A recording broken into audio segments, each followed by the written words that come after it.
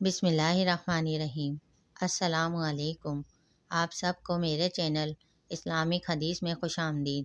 حضور شیخ عبدالقادر جیلانی رحمۃ اللہ علیہ کے بچپن کا ایک واقعہ۔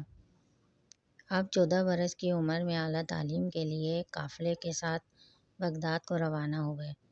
والدہ محترمہ نے آپ کی گودڑی میں 40 اشرفیاں رکھ کر اس مقصد کے لیے سی دیں کہ حفاظت رہے اور ضرورت کے وقت کام آ سکیں۔ بدقسمتی سے راستے میں ڈاکہ پڑا۔ جو شے جس کے ہاتھ آئی ڈاکوؤں نے اس سے بڑی بے دردی سے چھین لی۔ ڈاکوؤں نے آپ سے پوچھا تمہارے پاس کیا ہے؟ آپ نے کہا 40 اشرفیاں۔ ڈاکو سمجھے آپ نے ہم سے مذاق کیا ہے، چنانچہ آپ کو اپنے سردار کے پاس لے گئے اور ماجرا بیان کیا۔ سردار نے بھی آپ سے یہی پوچھا اور آپ نے اسے بھی یہی جواب دیا۔ اس نے کہا اچھا لاؤ دکھاؤ تو وہ 40 اشرفیاں کہاں ہیں؟ آپ نے گودڑی ادھیڑی اور اشرفیاں نکال کر اس کے سامنے رکھ دیں۔ ڈاکو بہت حیران ہوئے۔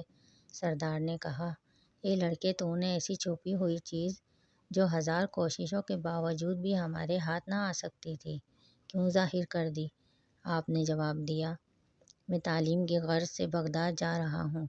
یہ اشرفیاں میری والدہ نے سفر کے خرچ کے لیے میری گودڑی میں رکھی تھی، لیکن اس کے ساتھ ساتھ اس بات کی بڑی شدت سے تاکید کی کہ سچ کو کسی صورت بھی نہ ہاتھ سے جانے دینا، ہمیشہ سچ بولنا۔